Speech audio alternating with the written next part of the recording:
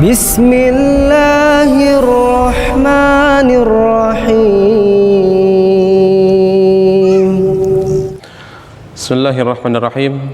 Alhamdulillahirabbil alamin wal aqibatu lil muttaqin wala udwana illa 'alal zalimin. Asyhadu an la ilaha illallah wahdahu la syarikalah wa asyhadu anna Muhammadan abduhu wa rasuluhu alladzi la nabiyya ba'dah, amma ba'd.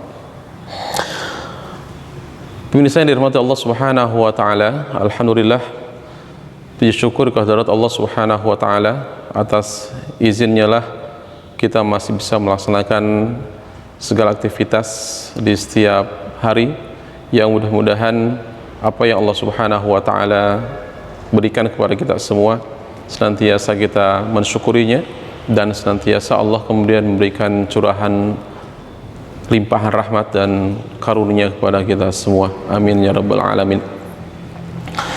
Pemirsa sekalian yang dirahmati Allah Subhanahu wa taala, kita akan melanjutkan pembahasan kita di Kitabul Jami' Babul Adab berkaitan dengan hadis Rasulullah sallallahu alaihi wasallam, yaitu tentang hak muslim kepada muslim lainnya, di mana kita sudah membahas 4 di antaranya, dan videonya bisa dicek di video sebelumnya. Nah, kemudian sekarang ini yang akan kita bahas, atau saat ini yang kita bahas adalah berkaitan dengan nomor kelima di antara hak muslim kepada muslim yang lainnya, yaitu wa idza marida fa'udhu, ketika dia sakit maka jenguklah. Islam merupakan agama yang begitu memperhatikan kaitan dengan hubungan antara sesama dengan manusia. Jadi bukan hanya sekadar hubungan seseorang dengan Allah Subhanahu wa taala saja, tapi ada hubungan yang juga menjadi penilaian utama, bahkan di hadapan Allah Subhanahu wa taala nanti. Tentu saja kaitan dengan hubungan itu tidak hanya sebatas baik tidaknya dia dengan Allah, tapi juga baik tidaknya dia dengan manusia. Karena itu ternyata ada orang-orang yang ketika dia baik dengan Allah Subhanahu wa taala, sholat wajib dia laksanakan, zakatnya dia keluarkan, sedekah infaknya dia keluarkan, ibadah haji pun dia laksanakan. Tapi ternyata ada orang-orang yang kemudian tak dapat kebaikan dari Allah Subhanahu wa taala, dia tak dapat pahala besar di hadapan Allah, ketika banyak di antara manusia yang merasakan kerugian atas perbuatannya. Sampai kata Rasul, ada orang yang datang kepada Allah Subhanahu wa taala, dia bawa pahala salat, dia bawa pahala zakat, dia bawa pahala saum, tapi semuanya ternyata tidak ada manfaatnya. Karena toh ternyata ketika Allah cek tentang amalia ketika di dunia, tentang hubungan dengan manusia, banyak orang-orang yang merasakan kerugian dengan perbuatannya, banyak orang-orang yang merasakan kerugian karena amalannya. Sehingga orang ini dikategorikan Nabi sebagai orang-orang yang muflis, orang-orang yang bangkrut, orang-orang yang merugi di hadapan Allah Subhanahu wa taala. Padahal amalnya hebat luar biasa, tapi sayang dia tak dapat apa-apa di hadapan Allah. Dan Islam begitu sangat menganjurkan seseorang untuk senantiasa adab dalam kehidupannya, untuk senantiasa memperhatikan kaitan dengan bagaimana ketika ada saudaranya yang sakit. Nah, di antara perintah Rasulullah sallallahu alaihi wasallam kepada kita semua, apabila ada yang sakit maka jenguklah dia. Dan ini merupakan kebiasaan yang senantiasa Rasul lakukan ketika berjamaah dengan para sahabat, duduk bersama dengan para sahabat. Kemudian ketika Rasul tak menemukan salah satu di antara sahabat-sahabatnya, lalu Rasul bertanya, "Aina fulan? Fa aina fulan?" Kemana kasih fulan? Kemana kasih fulan? Dan kalau misalkan sampai tak ketemu, ternyata ada kemudian dapat berita bahwa orang yang ditanyakan Rasul itu sedang sakit, maka Rasul kemudian mengajak para sahabat untuk menjenguk sahabat tersebut. Ini menandakan bahwa Rasulullah SAW begitu konsen dalam urusan sosialnya, bagaimana beliau memberikan contoh yang baik dalam kehidupan kita, bagaimana kemudian bermasyarakat dengan baik, bagaimana bertetangga dengan baik. Maka ketika ada yang sakit, jenguklah dia. Sampai-sampai Allah Subhanahu wa taala berfirman dalam hadis qudsi, kata Allah, "Ya ibna Adam, wahai anak Adam, maridu falam ta'udni, aku ini sakit tapi kenapa engkau tak menjengukku?" Maka hamba yang ditanya itu dia malah balik bertanya kepada Allah, Kaifa a'uduka wa anta rabbul alamin? Bagaimana mungkin aku menjengukmu ya Allah, wa anta rabbul alamin, sementara engkau adalah rabbul alamin, engkau adalah penguasa alam. Kata Allah, bukankah si fulan hambaku itu sakit, kenapa kau tak jenguk dia? Bukankah kamu tahu seandainya engkau jenguk dia, la wajadtani indahu, maka engkau akan mendapatiku ada di sisinya. Ini bagian dari pahala besar yang Allah Subhanahu wa ta'ala berikan kepada orang-orang yang mau mengorbankan waktu dan tenaganya untuk menjenguk saudaranya yang sakit. Oleh karenanya, ketika ada orang yang sakit, datanglah kepadanya, jenguklah dia, kemudian doakan yang terbaik kepadanya. Jangan sampai kemudian ada orang yang merasakan kehilangan persaudaraan, kehilangan bertetangga, karena ketika dia sakit tidak ada yang menjenguknya. Bahkan kalau tahu melihat bagaimana adabnya Rasulullah sallallahu alaihi wasallam ketika ada orang yang bahkan di luar Islam saja sakit, beliau datang untuk mengunjunginya. Ketika ada seorang Yahudi yang membenci beliau, kemudian dia sakit, justru Rasul datang kepadanya dan Rasul menjenguknya sebagai bagian dari hubungan kemanusiaan. Dan inilah yang Islam ajarkan kepada kita semua. Islam tidak hanya melulu berbicara masalah simpati ketika orang mendapatkan kebaikan, ketika orang mendapatkan kesuksesan, ketika orang mendapatkan keberhasilan, kita bersimpati dengan dia, merasa bahagia yang sama dengan kebahagiaannya. Tapi Islam bukan hanya sebatas itu. Islam bukan hanya sebatas bersimpati dalam urusan kebaikan, urusan keberhasilan dan kesenangan, tapi juga Islam mengajarkan kita untuk bisa berempati dengan nasib buruk yang menimpa kepada seseorang. Oleh karenanya, ketika mengunjungi saudara kita yang sakit, ingatlah, satu yang harus dilakukan adalah kuatkan dirinya, yakinkan dirinya bahwa apapun yang menimpa kehidupannya atau yang menimpa rasa sakit yang menimpa dirinya, itu bagian dari kuasa Allah Subhanahu wa ta'ala, bagian dari bentuk kasih sayang Allah kepadanya. Karena yang namanya ujian musibah dalam kehidupan itu merupakan salah satu bagian yang tak akan pernah bisa terhindarkan. Yang namanya orang selama dia hidup pasti akan merasakan bagaimana kekurangan, bagaimana dia mendapatkan kesengsaraan. Itu bagian dari musibah yang ada.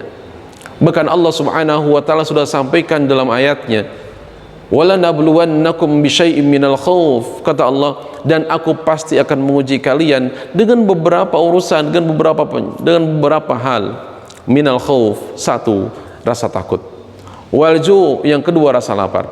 Wa naqsim minal amwal, ketika kekurangan harta. Wal anfus, yang keempat kematian. Wa thamarat, kekurangan rezeki.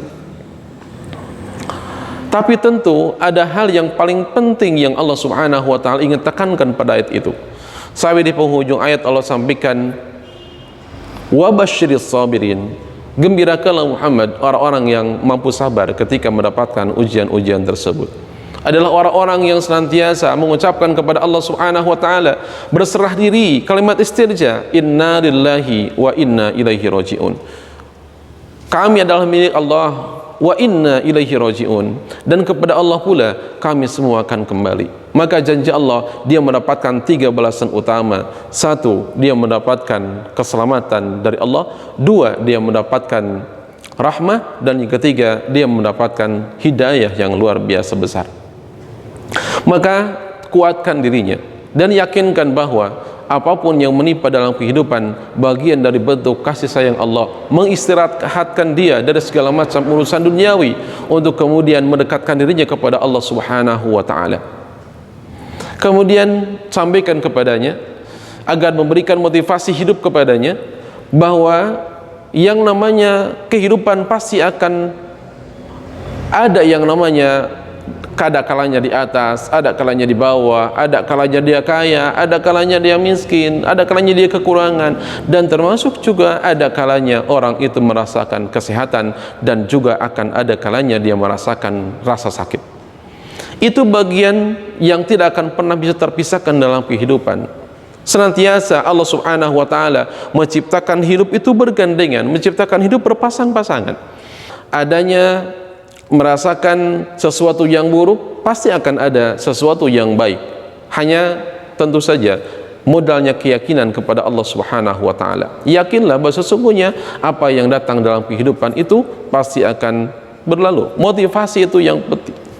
Maka ketika kita datang kepadanya, itu bagian dari motivasi kita kepada saudara kita, menguatkannya bahwa ini bagian dari ujian yang Allah berikan, dan yakinnya bahwa yang namanya rasa sakit itu sesuatu yang tak akan pernah bisa terhindarkan, dan rasa sakit yang Allah berikan bagian dari cara Allah untuk membersihkan jiwanya, membersihkan dirinya dari dosa-dosa yang boleh saja dia tidak pernah merasakan dirinya berbuat demikian. Dan yang ketiga, ini yang tentu saja paling utama, kedatangan kita selain memotivasi dirinya agar punya kekuatan untuk bisa kembali hidup, kasarannya begitu, tapi juga yang ketiga adalah jangan lupa untuk memberikan doa terbaik kepadanya. Bahkan kan ada doa yang diajarkan Rasulullah sallallahu alaihi wasallam, as'alullaha rabbal arsyil azim ayyashfiyaka, as'alullaha Rabbal Arsyil Azim, aku meminta kepada Allah penguasa arsy yang maha agung, yang maha kuasa, ayyashfiyaka, untuk memberikan kesembuhan kepadamu. Bahkan doa yang sudah kita senantiasa amalkan dalam kehidupan kita sehari-hari, dan Rasul contohkan kepada kita tentang doanya, Allahumma Rabban nasi mudhibal ba'sa ishfi anta syafi la syafya illa syifa'uka syifa'an la yughadiru saqaman.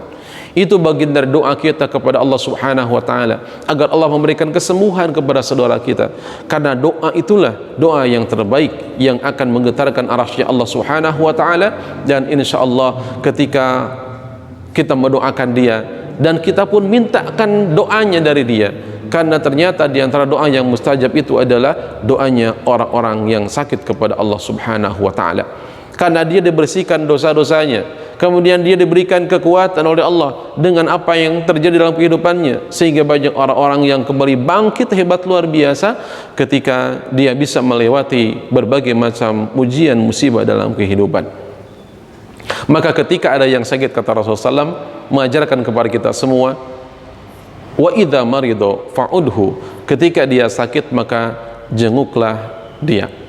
Dan kalau kita mau cek lebih jauh lagi, banyak di antara hadis-hadis Nabi yang memberikan gambaran kepada kita semua kaitan dengan keutamaan orang-orang yang menjenguk orang yang sakit tersebut. Yang namanya kehidupan itu pasti akan ada dinamikanya.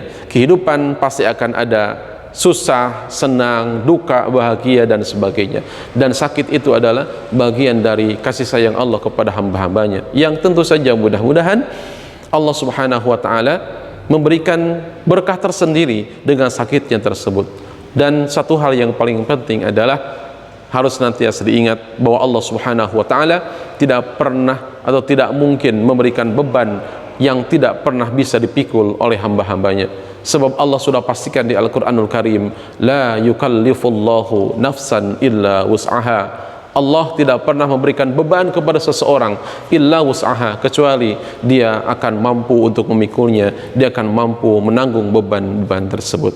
Nah, mudah-mudahan kita sebagai seorang muslim dan kita orang-orang yang diberikan kesehatan oleh Allah Subhanahu wa ta'ala, sehingga ketika ada teman kita, saudara kita, keluarga kita yang sakit, maka kita orang terdepan, kita orang yang paling dulu untuk memberikan dorongan doa kepadanya, datang memberikan penguatan untuk dirinya, datang memberikan motivasi yang kepadanya, dan datang dengan membawa doa yang terbaik, doa yang ikhlas dari dalam hati, dan insya Allah Allah Subhanahu wa ta'ala tentu akan mendengar doa-doa dari hambanya. Demikian yang bisa disampaikan. Mudah-mudahan Allah Subhanahu wa ta'ala senantiasa memberikan keberkahan dalam hidup, dan Allah senantiasa memberikan ampunan dan kasih sayangnya kepada kita semua.